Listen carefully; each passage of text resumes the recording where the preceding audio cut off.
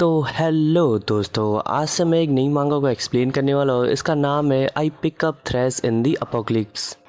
मुझे उम्मीद है कि आप लोगों को ये नई मांगा काफ़ी ज़्यादा पसंद आएगी, इसलिए चलिए वीडियो को शुरू करते हैं। तो कहानी यहाँ पे शुरू होती है और हमें यहाँ पर एक बंदे को देखने को मिलता है और वो जो बंदा होता है वो यहाँ पर हवा में उड़ रहा होता है और उसके चारों ओर एक फ्लेम ड्रैगन घूम रहा होता है। और वो जो बंदा होता है वो यहाँ पर हंसते हुए कह रहा होता है कि आज का दिन वो दिन है जब मैं इस पूरी दुनिया पर राज करूँगा और बस यही एक सिटी बची है जिसको कि मैं अपनी एक ही उंगली के इशारे से धूल में मिला सकता हूँ। और उसके इतना कहते ही उसके साथ जो डीमंस होते हैं वो यहाँ पर सीधे उस सिटी के ऊपर हमला करने लगते हैं। और जब वो डीमंस यहाँ पर सामने की ओर जा रहे होते हैं उस सिटी के ऊपर हमला करने के लिए, तभी अचानक उन्हें यहाँ पर दूर से कोई चमकदार चीज दिखाई देती है। तो वो जो डीमंस वगैरह होते हैं वो यहाँ पर थोड़ी देर के लिए रुक कर उसे देख रहे होते हैं। उन्हें यहाँ पर पहले तो पता नहीं चलता है कि आखिर ये क्या चीज है। और जब वो डीमन यहाँ पर रुक कर उस चमकदार चीज को देख रहे होते हैं तभी अचानक उन डीमंस को यहाँ पर कुछ पता चलता है। उससे पहले ही एक अटैक आकर सीधे जाकर उन डीमंस पे लगता है और वो अटैक इतना ज्यादा पावरफुल होता है कि यहाँ पर आधे से ज्यादा डीमंस तो मर चुके होते हैं। और तभी वो जो बंदा होता है वो यहाँ पर उस अटैक के सामने आ जाता है और उस अटैक को ब्लॉक कर देता है।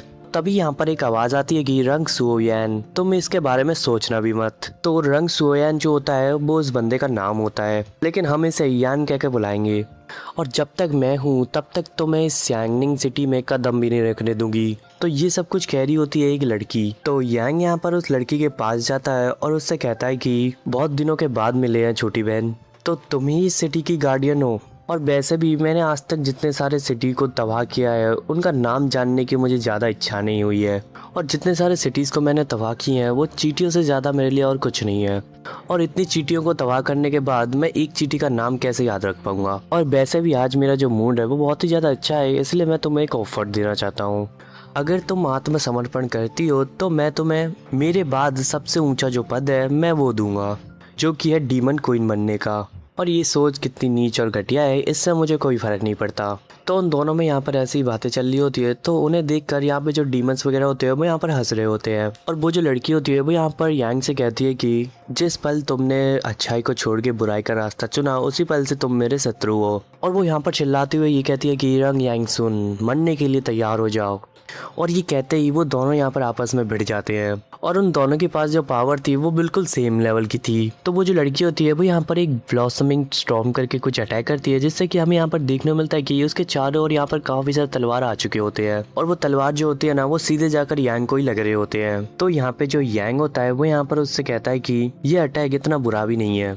और ये कहकर वो यहाँ पर काफ़ी ज़्यादा सीरियस हो जाता है और यहाँ पर एक पावरफुल अटैक करते हुए कहता है कि तुम्हें पता नहीं है इन कीड़ों को बचाने के लिए तुम्हें क्या कीमत चुकानी पड़ेगी। और ये सब कहते हुए वो यहाँ पर उस अटैक को कर देता है। और यांग के अटैक के सामने लड़की के अटैक जो होते हैं ना वो यहाँ पर बहुत ही ज़्यादा बेकार होते हैं और वो अटैक सीधे ही उस लड़की की ओर बढ़ रहा होता है। लेकिन वो लड़की भी कुछ कम नहीं थी, इसलिए वो भी यहाँ पर एक पावरफुल अटैक करती है। तो उन दोनों की जो पावर होती है ना वो जब आपस में टकराती है तो वहाँ पे एक बहुत बड़ा ब्लास्ट होता है और जगह जगह पे भी ब्लास्ट होने लगते हैं। और उन धमाकों से जो ऑरा निकल रहा होता है वो यहाँ पर बहुत ही ज़्यादा खतरनाक होता है। तो उस खतरनाक फाइट को देखकर डीमंस भी यहाँ पर घबरा कर कह रहे होते हैं कि इस लड़की के पास जो पावर है वो भी डिवाइन रियलम की है, हमारे डीमन लॉर्ड के बराबर की। और जो पावरफुल लोग होते हैं उनकी लड़ाई ऐसी होती है। तो जब वो डीमन यहाँ पर ये सब कुछ कह रहा होता है तभी अचानक हमें यहाँ पर देखने को मिलता है कि आसमान में जगह जगह पे कुछ पोर्टल्स ओपन होने लगते हैं और नीचे खड़े लोग उस फाइट को देखकर कह रहे होते हैं कि गॉड सेव मी। तो उन लोगों का इतना कहना ही था कि तभी अचानक हमें यहाँ पर देखने को मिलता है कि वो जो पोर्टल्स होते हैं वो यहाँ पर पूरी तरीके से ओपन हो जाते हैं। और यांग और वो लड़की की फाइट अभी भी चल रही होती है। जब वो आखिरी बार यहाँ पे टकराते हैं एक दूसरे से तभी अचानक यांग को उस लड़की के पीछे कुछ दिखाई देता है। तो वो यहाँ पर उस लड़की से कहता है कि लगता है कि यहाँ पे कुछ गड़बड़ है, अभी इस लड़ाई को रोकना पड़ेगा। लेकिन वो लड़की यहाँ पर अपनी तलवार को छोड़ते हुए यांग का कॉलर पकड़ लेती है और उससे कहती है कि इस बुराई के रास्ते पर चलने से पहले मैंने तुमसे काफी बार विनती की थी, क्या तुमने तब मेरी बात सुनी थी? लेकिन अब रुकने का कोई सवाल ही नहीं उठता है। और मुझे पता है कि मैं तुम्हें हरा नहीं सकती हूँ, लेकिन मैं अपनी पावर्स को इकट्ठा करते हुए एक बड़ा सा ब्लास्ट करते हुए तुम्हें अपने साथ ही ले जाऊंगी। तो यांग यहाँ पर उसे कहता है कि मेरा मतलब ये नहीं था, हम दोनों की लड़ाई की वजह से गॉड नाराज हो चुके हैं और वो हमें डिवाइन पनिशमेंट दे रहे हैं। तो यांग का इतना कहना ही था कि तभी अचानक आसमान से एक तेज रोशनी नीचे गिरती है और उसे देखकर सभी मॉन्स्टर्स यहाँ पर काफी ज्यादा घबरा जाते हैं और इधर उधर भागने लगते हैं और कह रहे होते हैं कि डिवाइन पनिशमेंट आ चुका है, भागो। लेकिन उस डिवाइन पनिशमेंट के गिरते ही यहाँ पर डीमंस के साथ साथ इंसान भी जलकर राख हो जाते हैं। इसके बाद वो लड़की यहाँ पर नीचे देखते हुए कह रही होती है कि जियांजिंग सिटी।